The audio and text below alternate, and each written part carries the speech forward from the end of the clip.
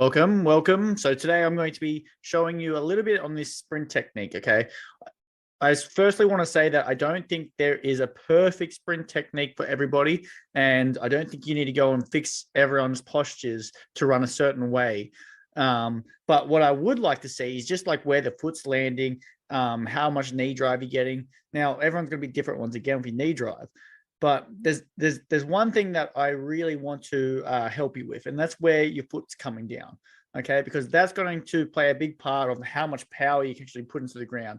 Now, a big problem I see is a lot of kids these days, they don't actually do that many sprints, so they don't learn how to sprint, and effectively they learn how to run in shoes generally, and that makes them heel strikers. Now, heel strikers is great for jogging, but it's not great for sprinting.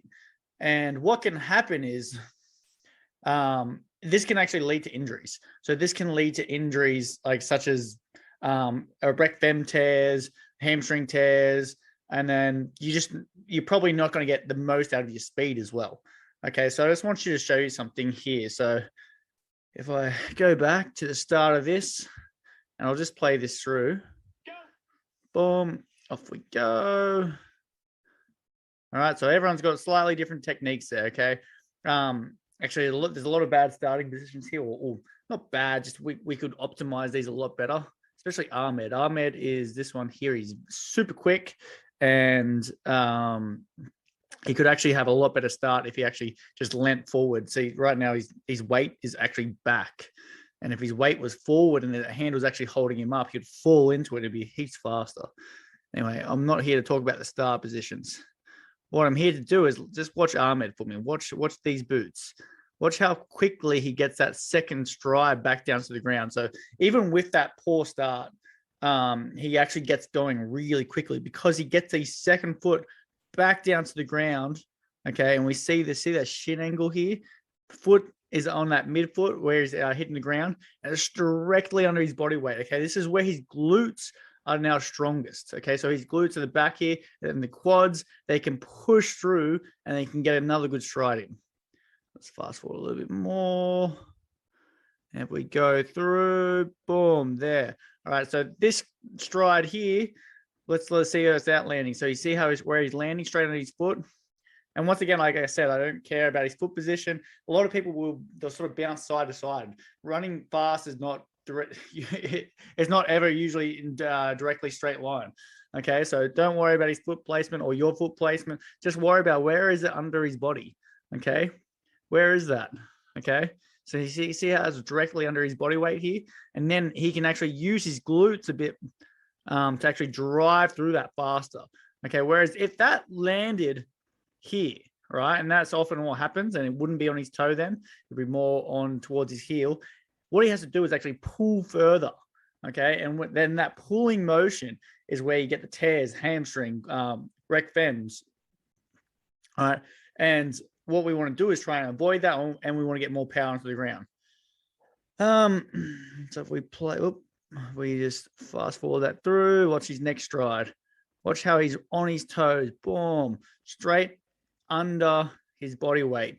So he actually can get going really fast. If his start was better, he would have smoked everyone by a long way here. But like he just leans back on his start. Now, if I play this through, you can see where his feet are landing. See this one? See that? See this one now? See where that's landing? So he could be even quicker if he hit this ground harder. So all he has to do is through this leg, he has to get that knee drive and hit the ground. You actually have to push down hard. So you get that foot down as fast as you can back down to the ground. And we have a bunch of drills for this in your sprint guide and your sprint days to help you get that foot down faster. Now, that's an example. It's not the worst you've ever seen, but it could be better. All right, it could be way better. Let's keep going through. All right, he's quite quick once he gets going because he's so strong. His quads are strong, his glutes are strong, calves are strong. Okay, let's watch Cameron here next to him. All right, Cameron, let's go. Take off.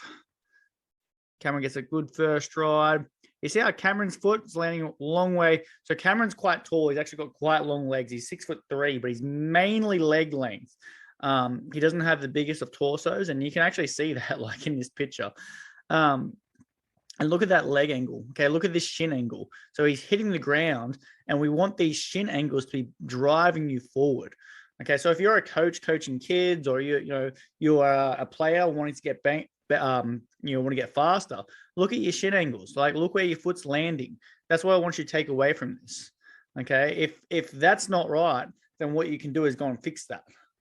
All right, that's what you need to work on. And if we work on that, your sprinting is going to become so much better.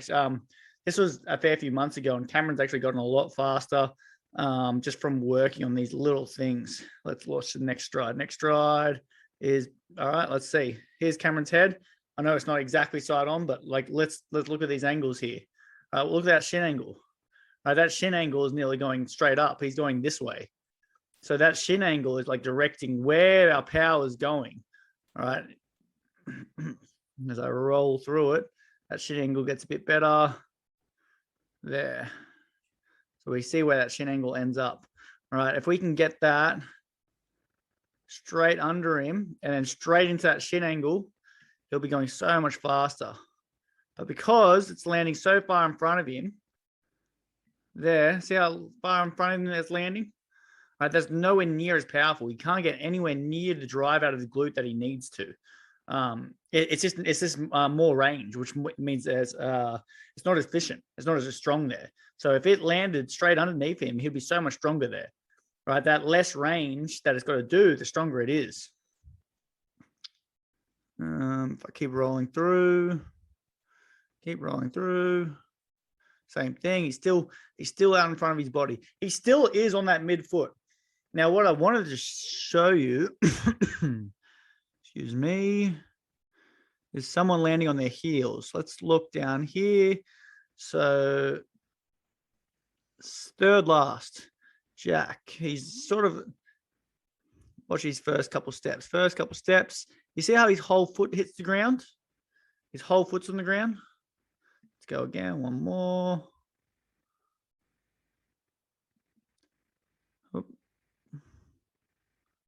There. Whole foot's on the ground, and he's landing in front of himself. So he'll never run his fastest like this, okay? Because it's not getting the springs. The feet become like springs when you hit off that midfoot straight underneath you, under your center of mass. You can really explode forward. And if you go and watch sprinters, like if you just type up, any sprinters on YouTube, then you'll see how fast their foot turnover is and where it lands. It's straight underneath them, and boom, off they go. And their ankles are like rock solid. Okay, the toes are pointing up when they hit.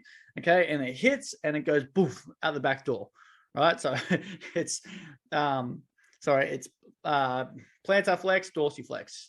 So it's up, toes are pointing down. We hit the floor. All right, right underneath us, and the toes push out. Boom. All right. I know. Hopefully that makes some sense.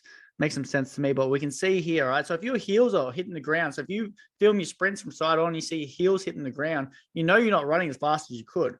And if your foot's landing a long way in front of you, that you can pull it down faster and get more strides in.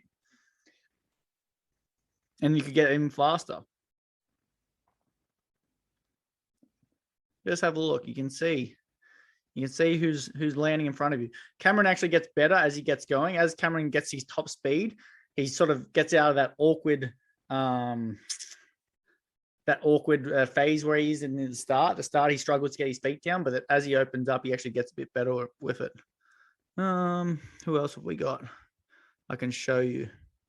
This is Rhino. I've shown Rhino on lots of smaller videos. But he's someone who's really worked hard. He's actually a lot lighter than what he is in this video. Rhino's an amazing case. He went from like 120 kilos down to, I think he's about 93 kilos now. I'm like, he's got so much muscle now. It's crazy. He couldn't run at first. Now he's actually quite a good runner. So this is quite a while ago. You can see his first step. Watch his first little step. He sort of like has this tiny little step, pushes off, and then bang, straight in front of him. See how that first leg here, this is Rhino here, See that leg here? Well in front of him, and it's on his heel. Like, he's not getting anywhere near the explosive power he could get out of that.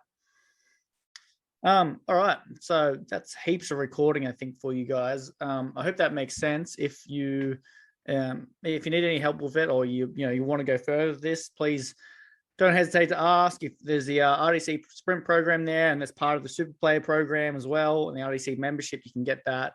Helps you with it, and I can help coach you through your techniques if you send me the videos too. If you're a coach, it's really cool if you can split up your players and you can actually, video them sprinting and then give them some feedback. Like, if you can actually give them some visual feedback, it really does help. And I have some drills for you that you can help them with. All right. If you like this, please like it, share it. It really helps me go a long way. Thank you.